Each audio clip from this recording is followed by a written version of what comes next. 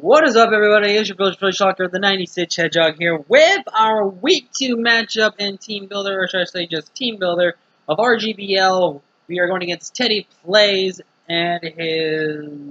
I forgot his team name, sorry about that, Teddy. I'm going against Teddy again. Last time we faced Teddy, I pretty much dominated the match, if I remember correctly. In this matchup, though, there's no way I beat Teddy. There's legit no way I am going to beat Teddy this game. But you know what? I'm going to bring some fun sets. I'm going to bring some very interesting team. And we are essentially bringing a whole new team for this matchup. The only one I'm returning is going to be, obviously, you can see on your screen. We'll go into it why. But yeah, we're basically ready to go and have some fun here. I'm basically trying out some really funky sets to see if it can work. But who knows? But we are here, like I said, and let's break down Teddy's team. Teddy has a very strong, powerful rain team. He's got dual rain setters in Politoad and Pelipper. I have no idea why he went that route. He's got Kingdra, he's got Seismitoad, he's got Ludicolo, Ludiloco, Scizor, which is one of the best monsters to use in rain teams, Thundurus Incarnate, which is also really good because of Thunder, Zoroark, Poliwrath, Mr. Mime, Galarian form, and then Relicat. Looking at this matchup, I don't see Pelipper or Relicat coming. Mime kind of has a decent matchup, but not the best. Poliwrath's not bad, but I feel like there's too many of them. It seems like I can kind of check it. Zoroark is the only one that I can feel gets swapped into the mix potentially. But other than that, I think Rain, Hardcore Rain is coming. His best Swift Mutators are coming at me. I think Scizor makes a lot of sense. Otherwise, he has no real good check to Sylveon. And I definitely think the Tornadus comes as for potential shenanigans with taunting and stuff like that. So let's go ahead and break down the team we are bringing this week, guys. Pretty much the one mon that can essentially be the win con itself is Bell. We are bringing mixed defensive, but especially defensive boosted Bell this week. Max HP, 1440 in defense, 112 in special defense. Running Trick Room, Iron Defense, Body Press, Rock Slide. Basically, the whole point of the set is to Iron Defense, then Bodies Press his entire team. If he does have the Thundurus, I do have Rock Slide for that. But on that, Body Press pretty much just spams through the rest of his team.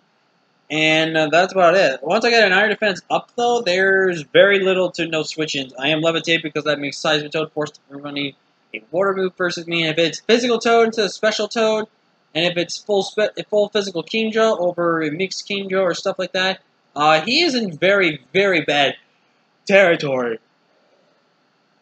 Excuse me. He's in very, very bad territory because that actually will mess him up completely. If he doesn't go the route of Mixed Kingdra, then he loses to the set. Up next, we're bringing Choice Scarfed. That's right, Scarfed Weavile. I had fully expected him to go modest for about everything on his team. And with Scarfed Weavile, I'm faster than everything on his team. Iso Crash, Knockoff, Accessory, and Slash. Knockoff is good to get rid of items. Iso Crash is also really good to just spam continuously versus this entire team. This is 100% going to be my lead in this match, unless Scizor. If Scizor is the lead, I hard switch out right out of the gate because I cannot afford to lose my dagger. But yeah, that's the purpose behind that.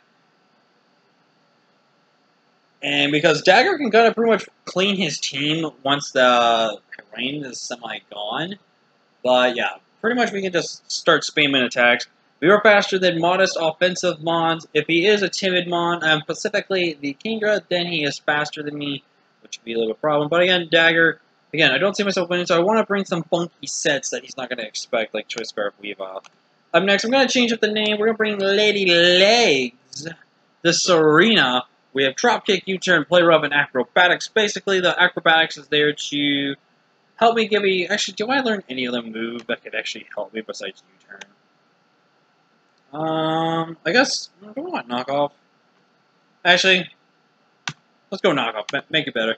Dropkick, U-Turn, Player of Knockoff, Knockoff to get rid of items, U-Turn for pivoting, Dropkick to lower attack stats and handle the Grass Mons, and then Player Up to handle Kingdra and the Zoroark, if that Zoroark is there, and also to handle, if I want to, the Player Up.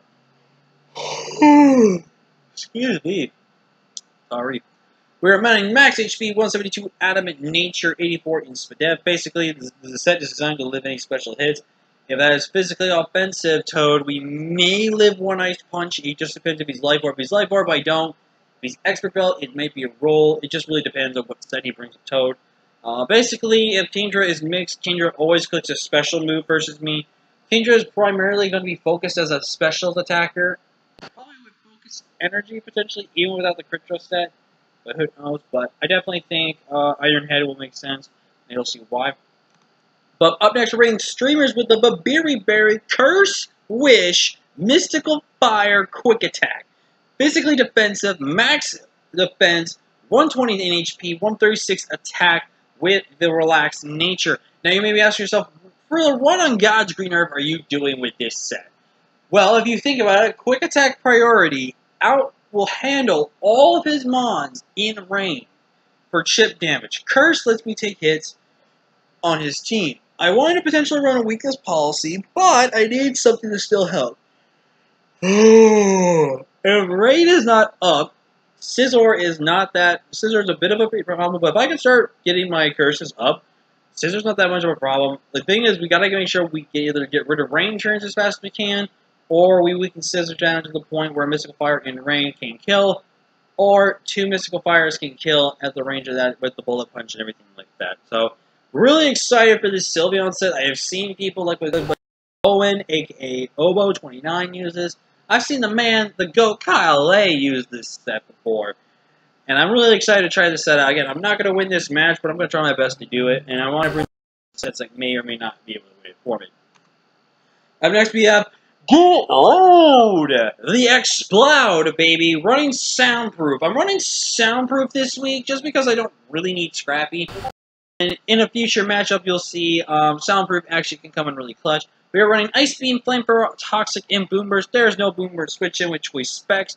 I didn't bother running Speed on my Explode this week because it kind of doesn't matter when he's got Rain Sweepers. Yes, if I cripple his Rain Sweepers, that's very good. But again, he's going to have speed on those balls regardless. So, excuse me. I felt like it was no necessary to run any speed. We are pretty much running 3 attacks plus Toxic. Toxic is just really good to chip down things. But if I don't want to lead off with my Dagger, this is 100% my lead just so I can get a spam of choice specs. Because even Scizor doesn't want to take a choice specs Boomers even though it's a resisted hit. And Scizor's is only a resisted hit. I mean, he does a Relicat, but I really don't see Relicat coming this matchup. So I can pretty much just spam my buttons freely versus him, and I will love that very much. But yeah, as you can see, as the team keeps going on, this team helps with Trick Room, not in Trick Room. There's just a lot of Variables that kind of go with it. And my main way to win this game is to potentially win with Bell, then have a potential chance to be set up late games with Streamers, or hopefully get some chip damage with Lady Legs, followed by a Choice Guard Dagger to come in and just clean clock. Which is also really good to outspeed things like the Thunderous. I would have liked to run Choice Band on my Weavile, but I don't think Weavile's band was going to be as good as it was last week when it really came in clutch in that type of situation. Explode, though, I definitely see putting in so much work as he does not have a Steel type on his team. He does have a Rock type, but I really don't think the Rock type does that much versus my team. And last but not least, running Focus Sash. Daddy, the Quillfish. We are running Swift Swim for Toxic Spikes and Spike Shenanigans. If he does not have any default on Scizor or the Thunderous, he is in very big trouble because Toxic Spikes plus Spikes will murder his team. We are running max HP, max attack, 4 in SPDF.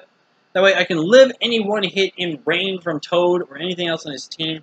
And I can get either free Poison Jab damage off, Liquidation damage, or Toxic Spikes or Spike Shenanigans. This is also another fantastic lead I can go with as well if I want to just scout out what his Defogger is, and to make sure I get some hazards up on my side of the field, on his side of the field as well. So basically, I'm bringing a very random team versus him, and he's going to be really complex by this team, I feel like. So, because I feel like he may expect Guard Shot potentially, which does make so much sense. And he may be a little surprised to see no Rotom and me and Xiao. The probably majority of this team he's going to see, but he's probably not going to know what sets I am. That's the one thing he's going to be kind of struggling on with. But that's going to be the team, guys. Like I said, I'm not going to plan to win this match, but I'm going to try my best to do what I can to win it. The best thing I can do is just try to lower differential down as possible. But until next time, guys, I'm Phil Shocker, the United States Hedgehog. I'll see you guys in the next video. But until next time, guys, I'm Phil Shocker. I'll see you guys later. Peace.